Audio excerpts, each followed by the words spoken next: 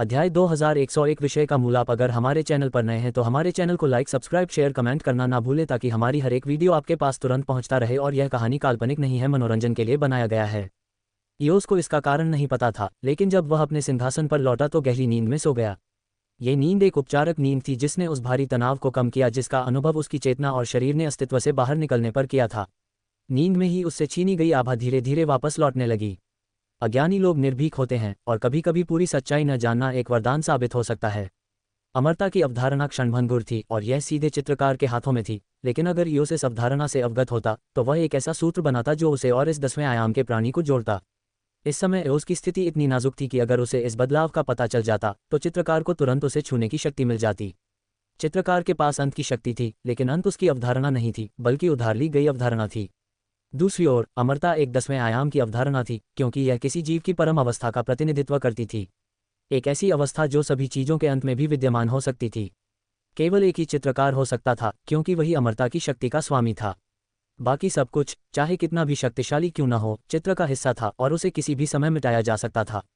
हालांकि एक नियम था जो सभी अवधारणाओं को निर्देशित करता था, और वह ये था कि यद्यपि केवल एक ही व्यक्ति किसी अवधारणा की गहरी परतों में महारत हासिल कर सकता था, अन्य लोग भी उस अवधारणा पर दावा कर सकते थे, लेकिन वे उस अवधारणा की गहरी समझ और नियंत्रण प्राप्त नहीं कर पाएंगे। वे केवल आधारभूत स्तर पर ही रहेंगे।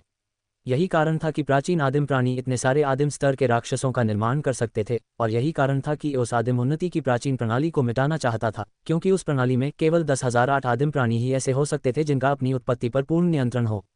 ईओस को यह नहीं पता था कि उसे अमरता की आभा कैसे मिली, लेकिन अगर उसे इस बात का एहसास होता और वह इस अवधारणा के मूल को जानता होता तो वह जानता कि ऐसा इसलिए हुआ होगा क्योंकि इस अवधारणा के स्वामी को एक उच्च स्तर पर पहुंच जाना चाहिए था, जिससे अमरता की क्षमता रखने वाले किसी भी व्यक्ति के लिए ये शक्ति प्राप्त करने के लिए आधारभूत परत मुक्त हो गई। ये पूरी लड़ाई का सार था जिसे एक नज़र में प्रस्तुत किया गया था। असंख्य खरबों ब्रह्मांडीय युग पहले, एक ऐसे समय में जिसका कोई नाम नहीं था और जब समय की अवधारणा भी स्थिर नहीं थी, चित्रकार अपनी अवधारणा की एक गहरी परत में उतर गया। अस्तित्व के अस्तित्व में आने से पहले ही चित्रकार सभी चीजों के सिंहासन पर विराजमान था, और एक परिपूर्ण प्राणी होने के नाते जो सभी से ऊपर विद्यमान था, कोई भी उसकी स्थिति को हिला नहीं सकता था। और फिर भी जैसे जैसे चित्रकार एक अनगिनत समय के बाद और भी अधिक शक्तिशाली और परिपूर्ण होता गया, उसने निम्न प्राणियों के लिए अपने प्रतिष्ठित पद पर आसीन होने के लिए जगह छोड़ दी।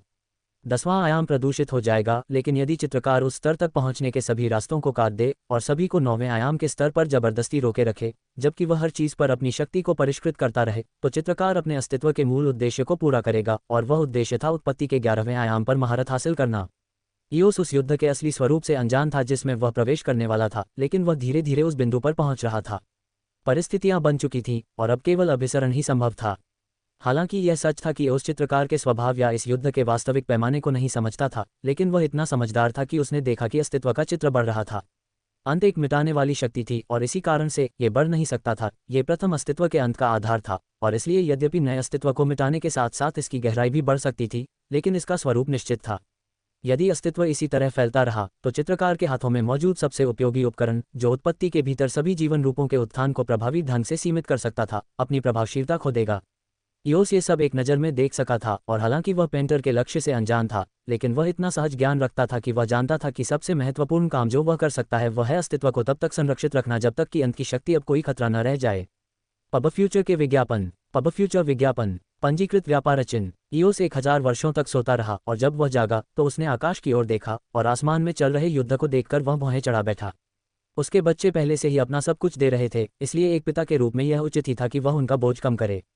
उसके शरीर से बुढ़ापे का एहसास गायब हो चुका था, और उसने कल्पना की कि उसने जो कुछ भी खोया है वह वापस आ रहा होगा, और उसके डर निराधार थे। निक्सारा अपने भाई बहनों की मौत के बारे में उसे इतने लंबे समय से परेशान कर रही थी कि उसने सोचा कि अब उसकी इच्छाओं को पूरा करने का सही समय है। उसका मन 10वें आयाम में देखी गई सभी चीज़ों की ओर लौट गया। उसे अभी बहुत कुछ सीखना बाकी था, लेकिन वह जानता था कि वह यहाँ जरूरत से ज़्यादा समय तक रुक चुका है। उसका सबसे बड़ा संदेह पुष्ट हो गया था। उसे उच्च आयामों का असली चेहरा पता चल गया था, और अब वह समझ गया था कि अन्य उत्पत्ति लोगों का दौरा क्यों किया था, गोलेम ने जानवर को क्यों बख्श दिया था, और प्राचीन आदिम प्राणी इस पूरी गड़बड़ स्थिति का एक आवश्यक घटक क्यों थे। ये सब चित्रकार द्वारा ओरिजिन पर नियंत्रण हासिल करने की तैयारी थी। ईओस के लिए यही स्पष्ट कारण था। वह जानता था कि इस मामले में और भी कुछ है, लेकिन वह इतना समझदार था कि मामले की जड़ को समझ गया। फिर भी इस मामले ने उन्हें अतीत के बारे में अपने सभी ज्ञान पर विचार करने के लिए मजबूर कर दिया। प्रकाशमान प्राणी अस्तित्व के भीतर सबसे शक्तिशाली प्राणी थे, फिर भी वे चित्रकार के काम में हस्तक्षेप न करने से संतुष्ट प्रतीत होते थे, और ऐसा क्यों था?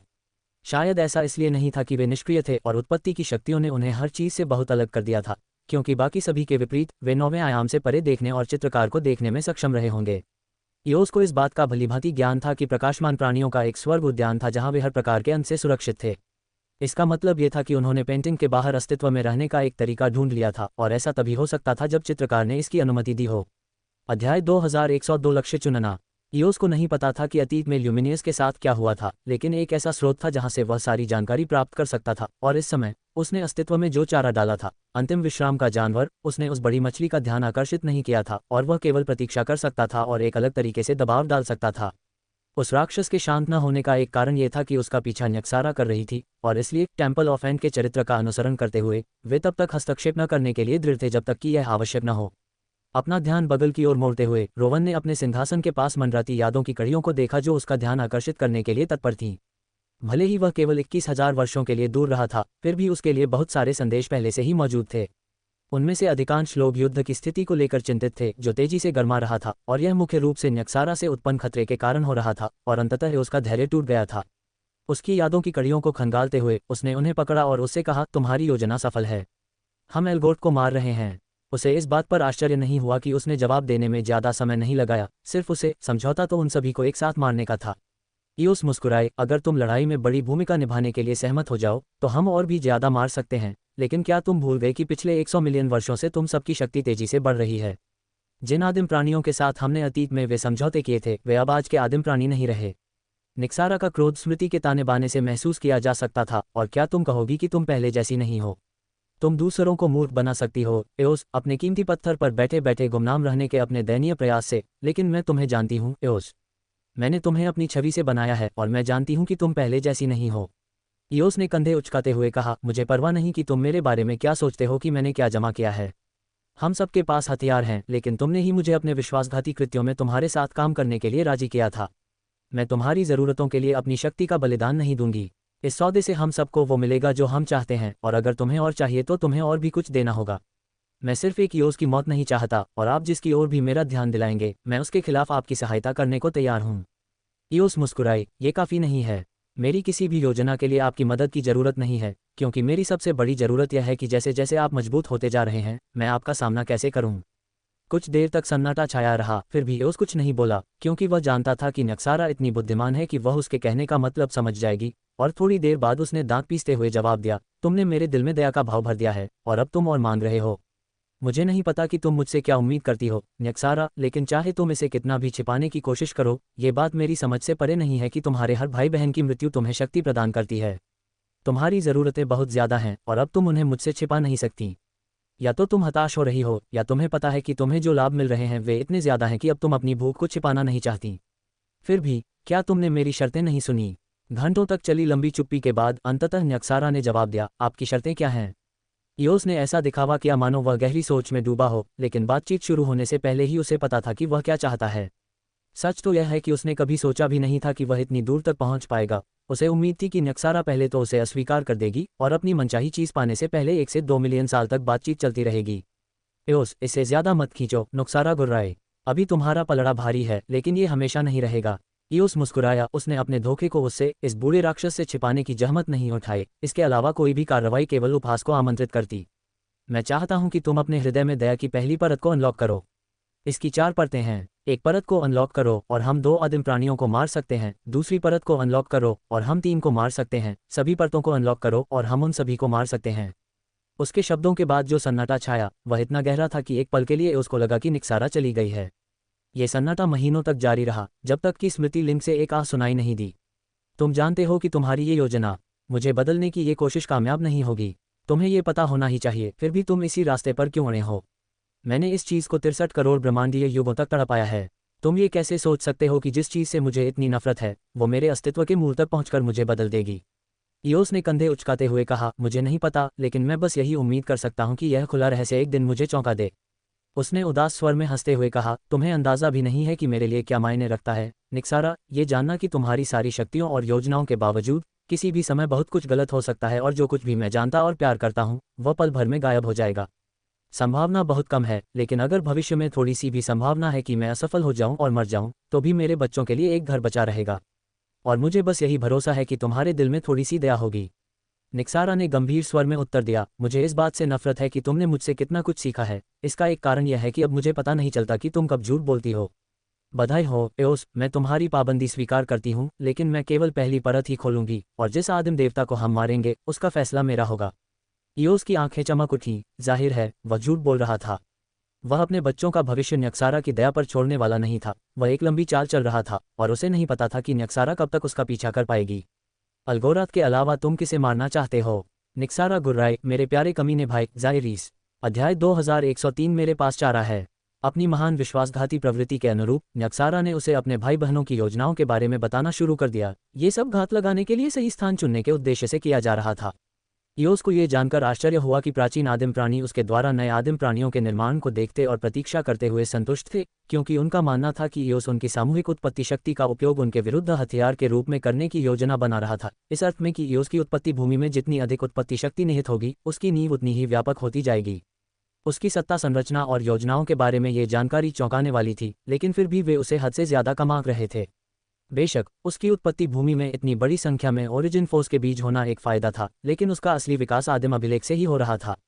वह अभिलेख के भीतर उत्पत्ति बलों को नहीं चाहता था, वह सार तत्व चाहता था, और यद्यपि यह सार तत्व अंत की शक्ति से दूषित था, उसके सर्प उत्तम निरोधक थे। उनकी परतें अंत की शक्ति को धारण कर लेती थीं, जिससे केवल उत्पत्ति का सबसे शुद्ध सार तत्व ही उनके गर्भ में प्रवेश कर पाता था। यदि वह आदिम अभिलेख के भीतर मौजूद सभी उत्पत्ति सार का उपभोग कर लेता तो सर्प अपनी केंचुली उतार देते और यह एक अत्यंत शक्तिशाली हथियार बनाने जैसा होता, जिसे उस इस्तेमाल नहीं करता बल्कि बस त्याग देता, क्योंकि वह इस शक्ति से भ्रष्ट नहीं होना चाहता था। यहाँ तक कि सर्पों के पेट में मौजूद शुद्ध मूल तत्व को भी संरक्षित नहीं रखा गया था। इसका उपयोग उनकी अंतहीन वृद्धि को शक्ति देने के लिए ईंधन के रूप में किया जा रहा था, और यह वृद्धि उनकी मूल भूमि में परिलक्षित हो रही थी, जो लगातार आकार में विस्फोट कर रही थी। ओरिजिन ओरोबोरोस सर्पों की एक बड़ी खासियत ये थी कि वे जितने बड़े होते जाते थे उतना ही अधिक खा सकते थे, और इसलिए समय बीतने के साथ उसकी वृद्धि धीमी नहीं हो रही थी, बल्कि यह और तेज होती जा रही थी। पब फ्यूचर विज्ञापन। इयोस शायद किसी और को नहीं जानता होगा जो मजबूत होने के साथ साथ अपनी ताकत में तेजी से वृद्धि का आनंद ले सके, लेकिन वह जानता था कि ऐसा इसलिए हो रहा था क्योंकि वह अस्तित्व की उस नींव को निगल रहा था जिसे प्राचीन आदिम प्राणियों ने छीन लिया था। वह ये भी जानता था कि न्यक्सारा द्वारा उसे आदिम देवताओं के ज्ञान के बारे में बताना उसकी क्षमताओं की जांच करने का एक तरीका था। उसे उसकी गुप्त योजनाओं पर संदेह अवश्य रहा होगा, लेकिन चूंकि वह उसके ज्ञान की पूरी जानकारी नहीं रखती थी, इसलिए उसने उसकी क्षमताओं के बारे में गलत अनुमान लगाया था, और उस गलती को सुधारने वाला नहीं था। प्राचीन आदिम प्राणियों ने भी कई वर्षों तक इसी तरह उसके साथ खिलवाड़ किया था, जब तक कि उसे सच्चाई का पता नहीं चल गया, और उस ऐसा व्यक्ति नहीं था जो अपनी आत्मा में अंकित हो जाने के बाद सबक न सीखे। फिर भी प्राचीन आदिम शक्तियों द्वारा अपनी शक्ति बढ़ाने और उसके पतन को देखने की इच्छा को देखते हुए पीछे हटने की योजना सही थी, लेकिन क्योंकि उन्होंने इस योजना को गलत आधार पर बनाया था, इसलिए भविष्य में उनकी विफलता निश्चित थी। यह मानना घोर मूर्खता थी कि वे उससे कहीं अधिक तेजी से शक्तिशाली हो रहे थे। इयोस इस बात को होने देने के लिए बहुत इच्छुक था, लेकिन निक्सारा नहीं थी, और अगर उसने प्राचीन आदिम प्राणी के उत्कृष्ट विकास को जारी रहने दिया तो वह पूरी तरह से संदेह करने लगेगी। यह उनकी योजनाओं के लिए एक समस्या बन गई, क्योंकि आदिम देवताओं तक पहुंचने का सबसे अच्छा तरीका युद्ध के मैदान से होकर गुजरना था, जहां स्वयं में उसको उनका प्रतिरोध करने के लिए प्रकट होना पड़ता, अन्यथा वे उसके सभी आदिम देवताओं का नरसंहार कर देते। लेकिन चूंकि वे फिलहाल अपने घोंसले को छोड़ने को तैयार नहीं थे, इसलिए योजना को बदलना पड़ा। हमें चारा चाहिए, और यह इतना कीमती होना चाहिए कि एल्गोर्थ और जायरीस को बाहर निकाल सके। एओस ने यह विचार न्यक्सारा को भेजते हुए बुदबुदाया, ऐसी कौन सी चीज़ है जो इन दोनों को बाकी लोगों से दूर खींच ला सकती है? कुछ देर बाद निक्सारा ने जवाब दिया, मैं आपको जल्द ही जवाब दूंगी। इयोस ने सहमति में सिर हिलाया और न्यक्सारा से जुड़ी उस स्मृति को एक तरफ रख दिया। इस समय उसके सामने दो अहम चिंताएं थीं। आदिम प्राणियों की 5वीं पीढ़ी जन्म लेने वाली थी, और उसे उच्च आयामों के बारे में अपनी नई समझ को उत्पत्ति लोकों की नींव में इस तरह से समाहित करना था कि वह लगभग अदृश्य हो जाए। पब फ्यूचर के विज्ञापन। पब फ्यूचर विज्ञापन। यह अफसोस की बात थी कि वह इस तकनीक को सार्वजनिक रूप से सामने नहीं ला सका, क्योंकि ऐसा करना अस्तित्व की सीमाओं से परे जाकर 10वें आयाम को देखने की घोषणा करने जैसा होता। वह जो सबसे अच्छा कर सकता था वह यही था कि वह चुपचाप अपने मूल लोगों के भीतर सभी जीवन की नींव में मौजूद खामियों को दूर करे और इस तथ्य को दूसरों से छिपाए रखे। वे सभी मानते थे कि वे स्मृति के छठे आयाम को विकसित कर रहे हैं, ये जाने बिना कि उनकी बुनियाद समानांतर वास्तविकताओं में बदल गई थी। इस नई बुनियाद के बावजूद वह इन नई क्षमताओं को उनसे छुपाए रखने वाला था। दुश्मन को यह पता नहीं चलना चाहिए था कि उसने इस खामी को ठीक कर दिया है, क्योंकि उस लंबी रणनीति अपना रहा था। वह जानता था कि भविष्य में यदि उसके मूल क्षेत्र की वास्तविक शक्ति प्रकट हो जाए और वह युद्ध जीतने लगे, तो उसके शत्रुओं का असली प्रहार सामने आएगा, और वे उस कमजोरी का फायदा उठाकर उसे अंततः घुटने टेकने पर मजबूर करने की कोशिश करेंगे। लेकिन वह कमजोरी तब तक मौजूद नहीं रहेगी, और इसलिए उनके द्वारा उठाया गया कदम ही उसके लिए इस बड़े धोखे के पीछे का असली चेहरा जानने का सबसे अच्छा तरीका होगा। ऐसा कहा जाता था कि जो शिकारी तीर चलाने से पहले चिल्लाता है वह हमेशा खाली हाथ घर लौटता है। महज संयोग से एओस को अपने प्रोटो डायमेंशन तक पहुंच प्राप्त हो गई थी और उसने इस रहस्य को इतने लंबे समय तक छिपाए रखा था, और अब यह वह द्वार बन गया था जिसका उपयोग वह अस्तित्व के सबसे बड़े रहस्यों में झांकने के लिए करता था। इस योजना के पुख्ता होने के साथ ही एओस को पता चल गया कि वह अब मृत्यु को जीवित नहीं रख सकता, क्योंकि अस्तित्व में वही एकमात्र प्राणी था जो इस रहस्य के महत्व को समझना शुरू कर सकता था, क्योंकि उसे एक ऐसी तकनीक दी गई थी जो इस आयाम की शक्ति का उपयोग करती थी। यदि दानव सचमुच समझ पाता कि एओस के हाथों में क्या है तो उसे उसकी छिपी हुई शक्ति का एहसास हो जाता। दानव को अब तक ये बात इसलिए समझ नहीं आई थी कि एओस ने उसे अपने प्रथम और द्वितीय आयामी क्षेत्र दिखाए थे, क्योंकि उसे दी गई तकनीक रहस्यमय थी। ये स्पष्ट था कि टेम्पल ऑफ एंड 10वें आयाम के रहस्य को बीस्ट से छिपाना चाहता था, और इसलिए उन्होंने उसे जो तकनीक दी वह बहुत जटिल थी। हालांकि इसमें कुछ समय लग सकता है, लेकिन इन प्राचीन राक्षसों की मानसिक क्षमताओं के साथ मृत्यु जल्द ही यह समझ सकती है कि वह प्रथम और द्वितीय आयामों की संयुक्त शक्ति का प्रयोग कर रही थी, और यदि उसे यह एहसास हो जाता है तो उसे उन लोगों की याद आने में अधिक समय नहीं लगेगा जो ईओस ने उसे तब दिखाए थे जब वह अपनी वास्तविक क्षमता से अनजान था। मृत्यु को तो मरना ही होगा, और शायद यहाँ और भी अवसर हों। क्या वह एल्गोर्थ और ज़ायरीस को मारने का मौका नहीं तलाश रहा था, और साथ ही उनका ध्यान आकर्षित करने के लिए सही शिकार की खोज भी कर रहा था? ईओस अपने पत्थर के सिंहासन पर वापस बैठ गया, क्योंकि उसके दिमाग में एक योजना बनने लगी थी, और जब उसने इसे अपनी आवश्यकतानुसार पूर्ण कर लिया तो उसने निक्सारा से संपर्क किया। मेरे पास चारा है। अध्याय 2104। क्या आप ये जोखिम उठाएंगे? निक्सारा से जुड़े स्मृति सूत्र के माध्यम से एओस लगभग निक्सारा की उस लालची इच्छा को महसूस कर सकता था जब उसने उसके शब्दों का जवाब दिया। क्या आप अपने बच्चों को चारा बनाने वाले हैं? मुझे आपसे इसकी उम्मीद नहीं थी, ईओस ने उपहास करते हुए कहा। तुम्हारी यही इच्छा है? नहीं, इस स्थिति में मेरे पास इससे बेहतर उपाय है। हम अंतिम विश्राम के दानव को चारा के रूप में इस्तेमाल करेंगे। ये बात मेरे मन में भी आई है, निक्सारा ने आह भरते हुए कहा, लेकिन वह राक्षस जो भी तरीके अपनाता है वे मेरी समझ से परे हैं। मैं अस्तित्व की उन परतों में उसका पीछा नहीं कर सकती जिनमें वह विचरण करता है, भले ही वह टूटा हुआ हो और लगभग नष्ट होने की कगार पर हो और उसे मूल शक्ति रिस रही हो। अच्छा हुआ कि मेरा उस दानव से संपर्क हो गया, एओस ने जवाब दिया और निक्सारा के गुस्से भरे अपशब्दों के शांत होने का इंतजार किया, फिर बोला, मैं उससे संपर्क करूंगा, उसे मुक्ति का वादा करूंगा, उसे ठीक होने तक छिपने की जगह दूंगा।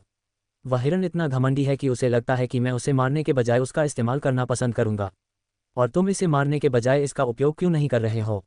निक्सारा ने कहा। ईओस मुस्कुराया, और हालांकि इसका कोई कारण नहीं था, उसने उसके प्रश्न का उत्तर देना चुना। वह दानव मेरा शत्रु है, और उसे अपने साथ रखने की बजाय उसे रास्ते से हटाना मेरे लिए बेहतर है। मैं उस पर भरोसा नहीं कर सकता, और यही बात दानव के लिए भी सच है। मेरे पास दानव को आमंत्रित करने का केवल एक ही मौका है, और मैं इस अवसर का उपयोग उसे मारने के लिए कर रहा हूं। तुम इसे अपना सहयोगी बना सकते थे, एक ऐसा सहयोग जो आवश्यकता से उत्पन्न हुआ हो, निक्सारा ने जवाब दिया। और जब ये सब हो जाएगा तो आगे क्या होगा? एओस ने कहा, मैं इस मामले में तुम्हारे साथ गठबंधन कर रही हूँ, लेकिन तुम अब भी मेरे दुश्मन हो, और इसके बाद हम एक दूसरे को मारने के लिए लौटेंगे। मैं उस राक्षस पर इतना भरोसा नहीं कर सकती कि उसे अपनी सेवा में ले लूँ। कुछ देर बाद निक्सारा ने अपनी सहमति भेजते हुए कहा, ठीक है, हम इसे कैसे खेलेंगे? वह राक्षस घायल है, और जब उसे इसकी उम्मीद नहीं होगी मैं उस पर हमला करूंगा और उसे मृत्यु के कगार पर ले आऊंगा। उसने महसूस किया कि निक्सारा कुछ बोलने की कोशिश कर रही है, लेकिन उसने अपने अगले शब्दों से उसकी उलझन दूर कर दी। निक्सारा, मैं जानता हूं कि उस राक्षस को कैसे तोड़ना है, और मैं उसे ठीक उतनी ही चोट पहुंचाऊंगा जिससे उसकी मरणासन ऊर्जा लिम्बो में पानी में खून की तरह फैल जाएगी। अब यहीं पर तुम्हारी भूमिका महत्वपूर्ण है। उस गोलेम को वापस आने से रोकने के लिए तुम्हें सही जगह पर होना होगा, ताकि तुम उस राक्षस की मरणासन ऊर्जा से निकलने वाले सारे कर्म को सोख सको, और तुम उसके छोटे छोटे अंशों को इस तरह प्रवाहित करोगी जिससे एल्गोर्थ और ज़ायरीस तुम्हारी ओर आकर्षित हों। निक्सारा ने सहमति जताते हुए कहा, इतने सारे कर्मों को संभालना मुश्किल होगा, और एल्गोर्थ और ज़ायरीस को अकेले मरते हुए जानवर का पीछा करने के लिए राजी करना आसान काम है। वे इसे दूसरों के साथ साझा नहीं करना चाहेंगे। ठीक है, अगर ऐसा है तो मामला सुलझ गया। तैयार हो जाओ, मैं तैयारी शुरू कर देता हूँ। 1,00,000 वर्षों में ये तैयार हो जाएगा। आगामी योजना के चलते एओस बेहद व्यस्त हो गया, और जिन चीज़ों ने उसका सबसे अधिक ध्यान आकर्षित किया उनमें से एक थी अपनी सभी प्रतिबिंबों की नींव का पुनर्निर्माण करना। क्योंकि उसका मुख्य शरीर उत्पत्ति भूमि था, इसलिए उसके विशाल आकार के कारण उसकी नींव को फिर से बनाने में समय लगेगा। अच्छी बात यह थी कि उत्पत्ति के बारे में उसकी समझ के कारण उसके भीतर के सूक्ष्म भाग में अपनी स्वयं की चेतना थी, और वह उसकी निगरानी के बिना भी निर्देशों का पालन कर सकता था। वह सभी आदिम लोगों और उत्पत्ति लोगों की नींव को नया आकार देने पर भी काम कर रहा था, और अगले 80,000 वर्षों तक उसका सारा ध्यान इसी कार्य में लगा रहा। ईओस ने निक्सारा को 1,00,000 वर्षों का समय इसलिए दिया था क्योंकि वह इस पूरे समय का उपयोग अपनी नींव को फिर से आकार देने के लिए करना चाहता था, न कि मृत्यु के लिए जाल बिछाने के लिए। ये काम तो काफ़ी आसान था, क्योंकि उसके पास पहले से ही वैसी ही एक जगह तैयार थी। जैसे जैसे वह काम कर रहा था उसका दिमाग बार बार उस योजना के बारे में सोच रहा था, और उसे यह अजीब लग रहा था कि निक्सारा ने उससे एल्गोर्थ को मरने वाले आदिम देवताओं में से एक के रूप में चुनने के बारे में एक सवाल भी नहीं किया था। यह एक छोटी सी बात थी, लेकिन उसने हमेशा छोटी से छोटी बातों पर ध्यान देने की आदत बना ली थी क्योंकि उन्हीं के भीतर शैतान का छल छिपा होता था। वह जानता था कि एल्गोर्थ और निक्सारा के सामने एक समस्या है और यह कोई सामान्य समस्या नहीं है। हालांकि उसे यह नहीं पता था कि क्या ये आदिम देवता भी इस समस्या से अवगत हैं या वे केवल मोहरे हैं।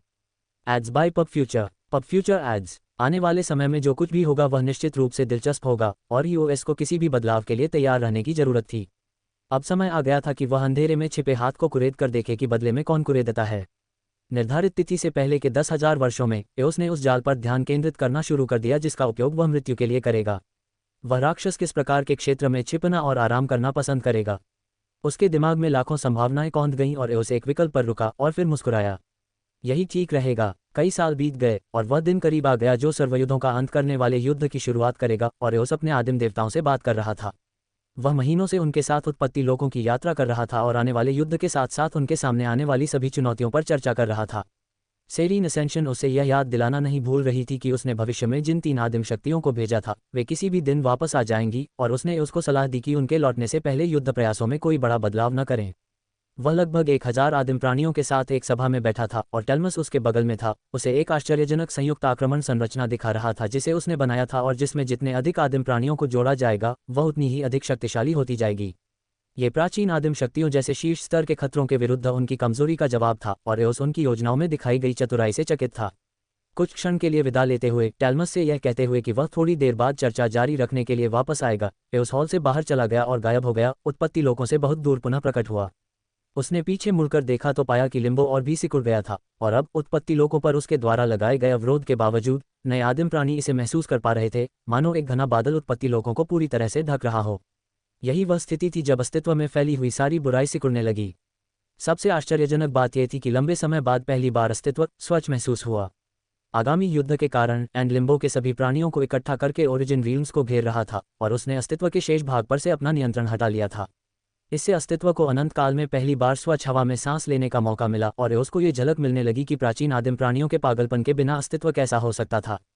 चिंतन करते हुए आह भरते हुए उसने मृत्यु की ओर विचारों की एक ऐसी धारा भेजी जो उस दानव के घायल अभिमान के लिए पूरी तरह से अनुकूल थी। मैंने तुम्हारे शब्दों पर विचार किया है मृत्यु, और इसलिए मैं तुम्हें शरण और पुनर्वास प्रदान करता हूँ। अंत के मार्ग पर भागने के बजाय दृढ़ता से चलने का एक अवसर। क्या तुम इस अवसर को स्वीकार करोगे?